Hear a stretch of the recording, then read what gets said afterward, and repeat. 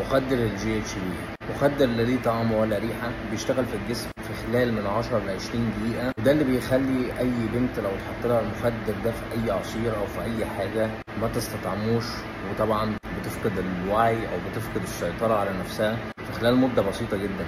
فعشان كده سموه مخدر الاغتصاب، ولكن هو ممكن يستخدم في حاجات تانية كتير جدا غير الاغتصاب دي اشهرهم يعني. طيب اضراره ايه على الصحه؟ هو بيأثر على المخ لانه بيتحكم في الجهاز العصبي، بيأثر على الكلى، على القلب، على الكبد.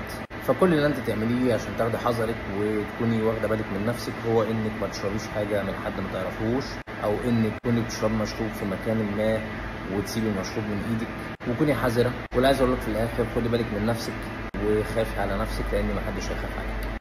بس كده. نسيت اقول لكم دي من اكتر الحاجات اللي بتخليني ما اشربش حاجه عند حد او اكل حاجه عند حد او اني اتعزم عند حد، عشان في ناس بتكون زعلانه انها بتعزمني وانا ما برضاش اروح العزومات. يعني دي من ضمن الحاجات، لان في ناس على وش الارض انجاز ما ينفعش الواحد يتعامل معاهم تماما. بس كده. صباح الخير.